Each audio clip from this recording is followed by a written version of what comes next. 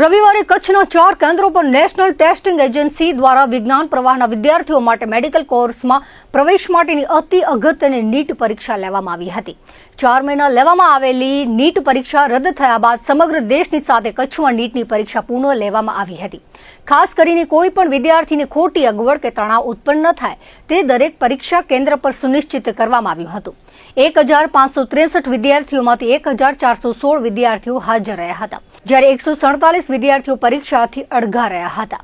ભુજ સિટીના નોડલ અધિકારી તરીકે પ્રાંત અધિકારી અનિલ જાદવ તેમજ ગાંધીધામના નોડલ અધિકારી તરીકે અંજારના પ્રાંત અધિકારી એસ.ડી. ચૌધરીએ જવાબદારી નિભાવી હતી।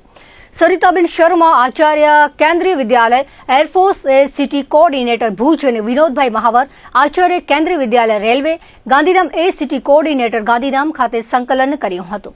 ભુજમાં ઓલફ્રેડ હાઈસ્કૂલ ખાતે મામલતદાર ભુજ તેજસભાઈ પટેલ તેમજ સેન્ટર સુપ્રિન્ટેન્ડન્ટ તરીકે પૃથ્વીરાજસિંહ ઝાલા, ઇન્દ્રાબાઈ ગર્લ્સ હાઈસ્કૂલ ખાતે ડ્યુટી મેજિસ્ટ્રેટ મામલતદાર ભુજ એમ.ડી. માળી તેમજ સેન્ટર સુપ્રિન્ટેન્ડન્ટ તરીકે ભૂમિકાબેન ગઢવી, ગાંધીધામમાં સરકારી હાઈસ્કૂલ ગણેશનગર ખાતે ડ્યુટી મેજિસ્ટ્રેટ તરીકે મામલતદાર જે સિંધી તેમજ સેન્ટર સુપ્રિન્ટેન્ડન્ટ તરીકે દિલીપભાઈ ગોહિલ તેમજ માઉન્ટ કાર્મેલ હાઈસ્કૂલ ખાતે ડ્યુટી મેજિસ્ટ્રેટ તરીકે મામલતદાર અંજાર બીવી ચાવડા તેમજ સેન્ટર સુપ્રિન્ટેન્ડન્ટ તરીકે સિસ્ટર વિમલાએ કામગીરી સંભાળી હતી। તમામ કેન્દ્રો પર સઘન પોલીસ બંદોબસ્ત વચ્ચે 11 વાગે વિદ્યાર્થીઓને પ્રવેશ આપવામાં આવેલ હતો।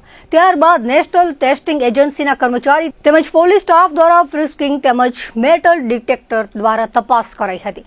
બાદ બાયોમેટ્રિકની કામગીરી કરવામાં આવી હતી। દરેક કેન્દ્ર પર ઓબ્ઝર્વર, નોડલ ઓફિસર તેમજ ડ્યુટી મેજિસ્ટ્રેટ હાજર રહ્યા હતા। આરોગ્યની ટીમ ખડે પગે રહી હતી। સમગ્ર પરીક્ષા દરમિયાન કોઈ પણ અનિચ્છનીય ઘટના વિના શાંતિપૂર્ણ માહોલમાં યોજાઈ હતી તેવું જિલ્લા શિક્ષણ અધિકારી સંજયભાઈ પરમારે જણાવ્યું હતું। ડોક્ટર અશ્વિનસિંહ વાઘેલાએ સમગ્ર જિલ્લામાં પરીક્ષાનું સુચારુ સંકલન કર્યું હતું।